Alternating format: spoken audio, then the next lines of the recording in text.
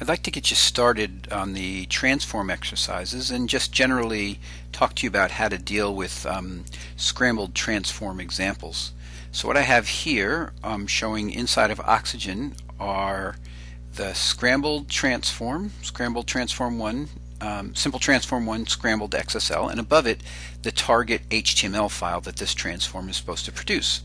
So this exercise really has some simple, straightforward parts to it, and the first one that I'd like to show you is how to get most of the way there with very little effort. I look at all the tags in here: HTML, head, title under a tag, body, H1, PP, div, etc., and I just make the same thing happen inside of my transform file, starting with HTML. So a few things I need to know in order to make this work is the difference between an open tag and a close tag, for example, and this HTML tag right here, that's a close tag. I need the open tag that goes with it, and I'm going to find it somewhere. Here it is. Here's my open tag. I'm going to cut it, and then I'm going to paste it right here, and right here under this XSL template match equals / command, and that's something you have to sort of understand that you need to do, which is that the XSL style sheet command, that output command, and that XSL template command are all above the level of any of the content that we're going to create. So here I am in that place, and I'm going to take the open XML tag and the close XML tag, and I'm going to put them, whoops, no, I don't want to do that, and I'm going to put them right next to each other. There. Can you see how I now have the beginning of an XML file? And I can do the same thing with the head. Here's the close head tag, and I'm going to put the close head tag in there, and then I'm going to go find the open head tag. Here's the open head tag, and now I'm starting to build up my page, and I'm going to make it look just like the one up here. So I have HTML head, then I have some sort of title, so I better get a title tag. Here's the close title tag, or a close title tag, and let me get the other one. Here it is. See what I'm doing here? I'm really simply just rebuilding the file, the HTML file that I see above, and making this one look just like it. There's head. Now I'm going to get body. Here's the body.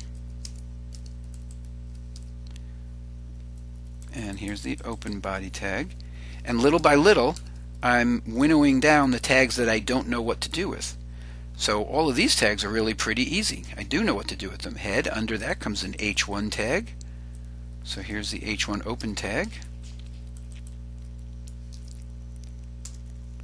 And I'll go find the H1 close tag. There it is right there. Okay, and I won't go any further with this because I think that should be enough to show you the basic idea.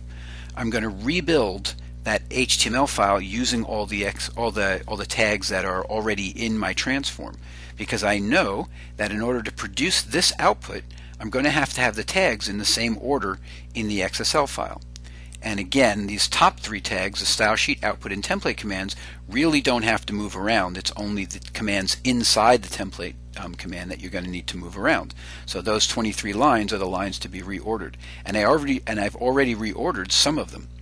Okay, so when we do that, we're going to end up, and you know what also you could do just to prepare yourself, you could take all the opens and put them with the closes. So find all the open tags and put them together so that they're not just getting in your way. Here's a close for each, and let me find the open for each. And I think that's pretty much, yeah, now all my tags are closed at least.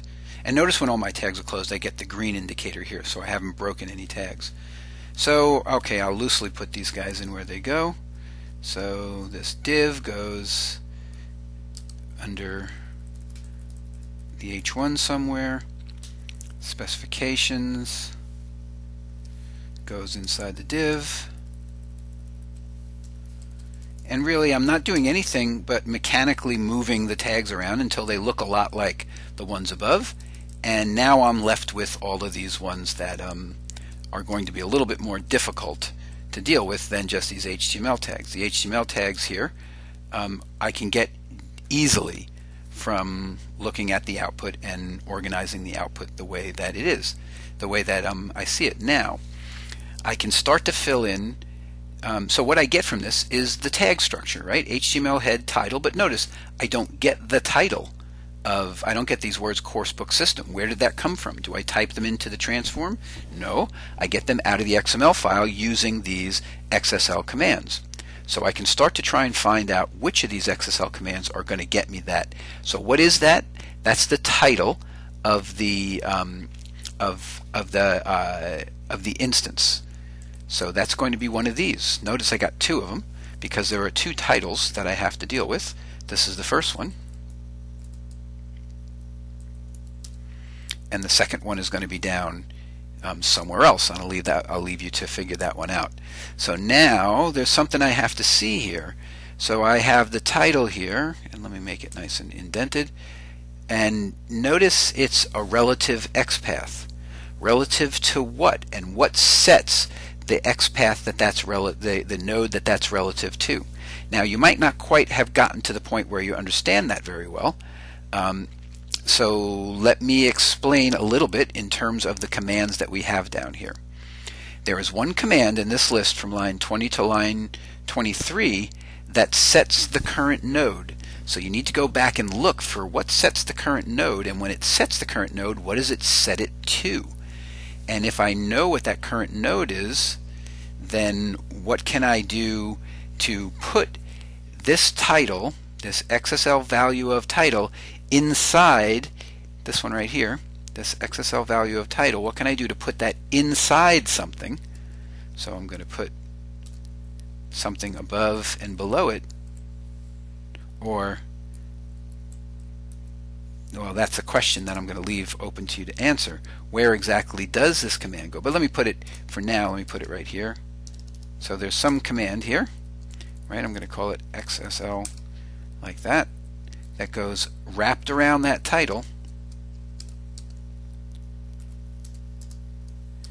That's going to set the current node so that that title becomes the correct title, the one I'm looking for.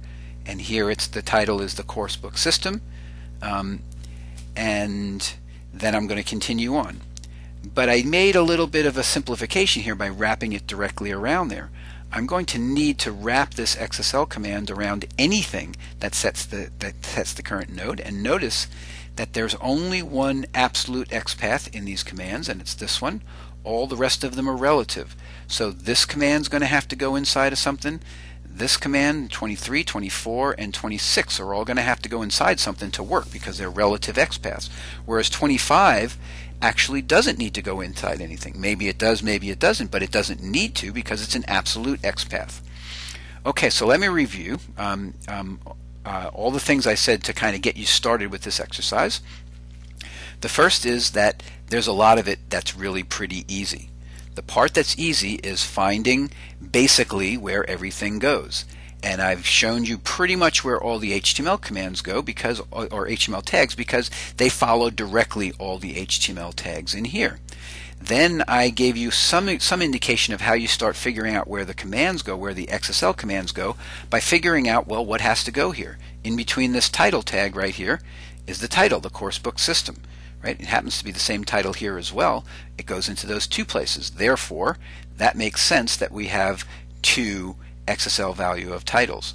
So for the HTML commands, it's really easy. I just order them the same way they are in the output. For the XSL, for most of the XSL commands, it's also pretty straightforward. I just find out where those values went in the output, and I put the tags that the value of tags in there.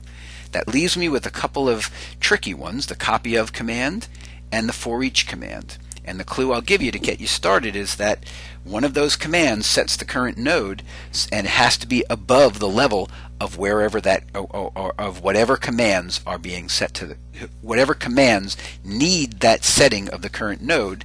That is, any relative XPaths need the setting of that current node. That command is going to have to go above those in the file.